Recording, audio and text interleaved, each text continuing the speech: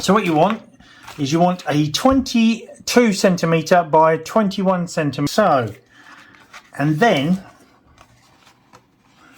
bring up the bottom to the top nice and tightly. And then just like so.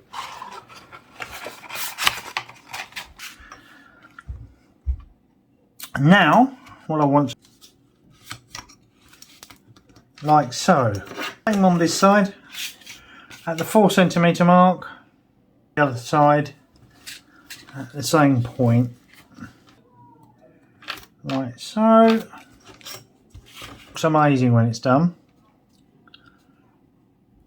Difficult. Once it's done, open it all up. And we're just going to run a bead of glue and then just fold over this bit here, then the edges.